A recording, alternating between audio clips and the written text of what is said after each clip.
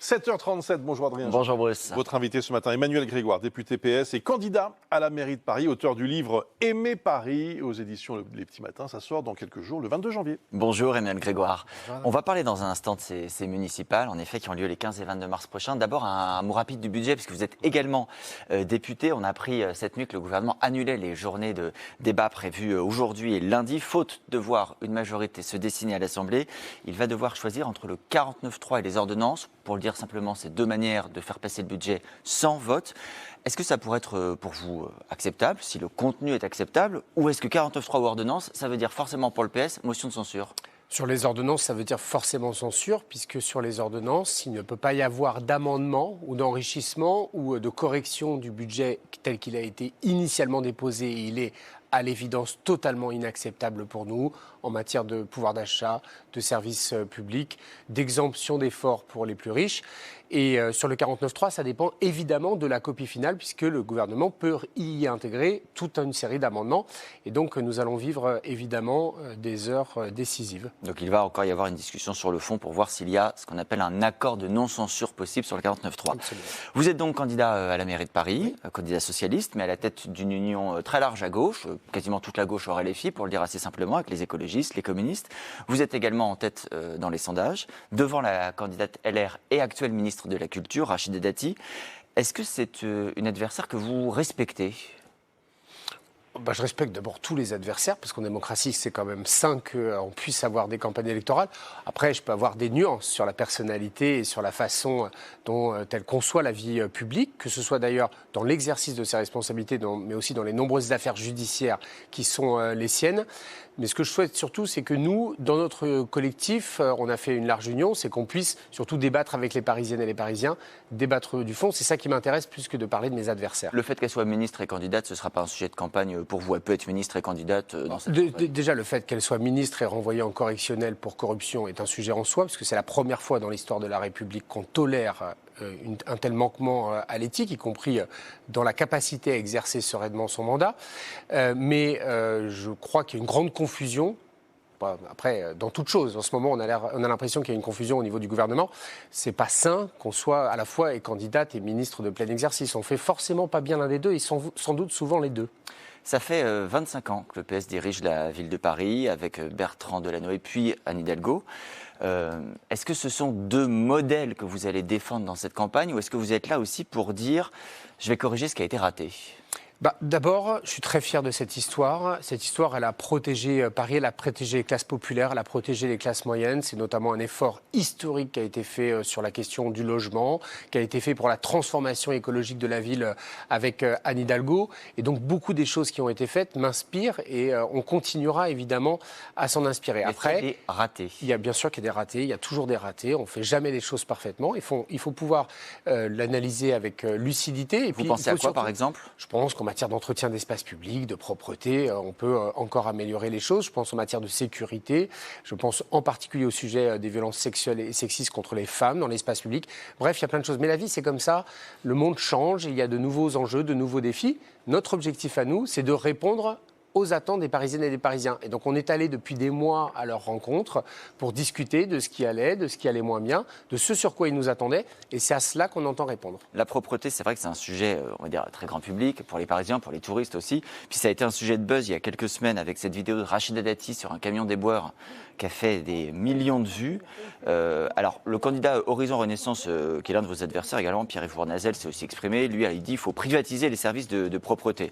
Vous, quelle serait votre solution pour rendre cette ville plus présentable, continuer à faire de Paris la plus belle ville du monde, comme on dit ? Alors, je pense qu'il se trompe. D'abord, il y a la moitié qui est déjà privatisée sur la collecte des ordures ménagères. Le sujet, c'est plutôt l'entretien du quotidien. C'est plutôt ce qui est l'entretien des rues, le balayage des rues, le nettoyage des rues avec des engins mécanisés. On a tout un projet pour moderniser cette flotte qui est chargée de nettoyer l'espace public. La privatisation est une mauvaise idée, ça n'apporte pas une qualité de service supplémentaire.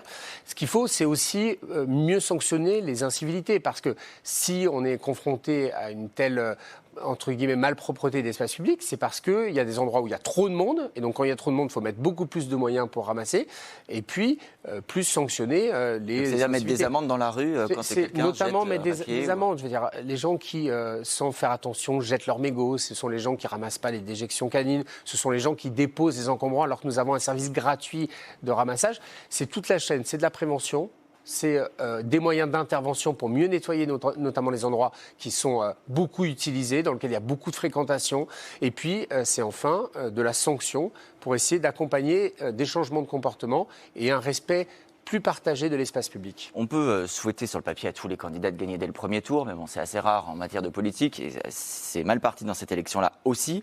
Est-ce que votre liste de premier tour sera votre liste de second tour ou est-ce que vous ferez des fusions avec la candidate LFI Sophia Chikirou, avec le candidat Renaissance Horizon Pierre-Yves Bournazel? L'objectif, c'est probablement d'avoir la même liste au deuxième tour parce qu'on a fait la plus grande union pour cela. Je dis parce que je voudrais surtout interroger mon adversaire là-dessus. Rachida Dati, je l'ai trouvée très silencieuse ou en tout cas très ambiguë. Sarah Knafo, qui est l'héritière d'Éric Zemmour, qui est sans doute la droite la plus réactionnaire qu'on ait vue depuis longtemps, dont je le rappelle, il a été condamné plusieurs fois pour incitation à la haine raciale, y compris pour avoir expliqué que Pétain avait sauvé des Juifs. On est vraiment très haut dans l'ignominie de l'expression publique d'un certain nombre de convictions. Vous demandez à Rachida Dati d'exclure toute idée d'alliance. Exactement. Moi, j'ai déjà dit que je ne souhaitais pas fusionner avec LFI, et il ne le souhaite pas non plus. Et donc, je trouve qu'il faut de la clarté dans le débat sur ces stratégies d'alliance.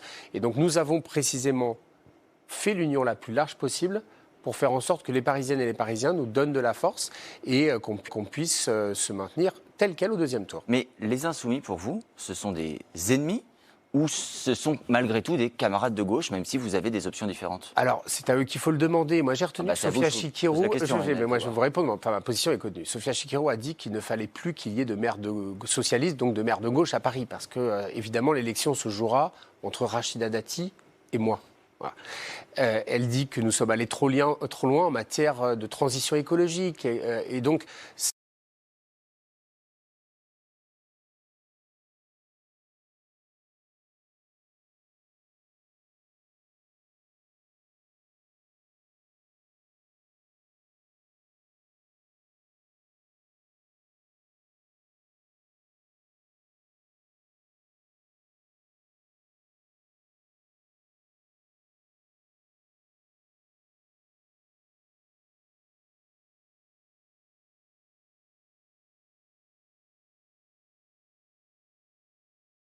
ça fait allusion à l'extrême droite. L'extrême droite, elle a aussi progressé à Paris à toutes les élections ces dernières années. Alors, elle a beaucoup progressé, évidemment, ça me préoccupe. En même temps, beaucoup moins que dans le pays, force est de constater. Aujourd'hui, ils sont à 13-14% quand on cumule le RN et Reconquête.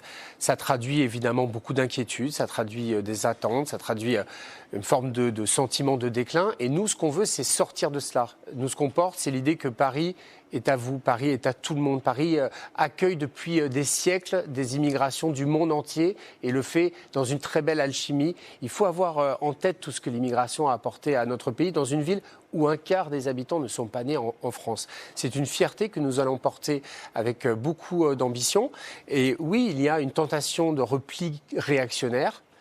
Je trouve qu'il y a une culpabilité immense de la droite républicaine, qui n'aurait plus beaucoup de dimension républicaine si elle s'abandonnait à une alliance avec l'extrême droite, en particulier celle qu'incarne Mme Knafo. Et nous, on veut porter un contre-récit, c'est celui de l'espoir, c'est celui de la joie de vivre tous ensemble. Il y a des problèmes, on va les régler tous ensemble. Et je pense que c'est le chemin qu'on veut proposer pour Paris, et je crois qu'il est mieux en adéquation avec ce qu'attendent les Parisiennes et les Parisiens, à l'image de ce qu'est notre vie dans l'histoire, à ce qu'elle est aussi dans le monde entier, c'est-à-dire une référence sur les droits humains, sur la liberté. Merci beaucoup. Je rappelle votre livre qui sort dans quelques jours. Bon, c'est votre programme, évidemment, dans ce livre.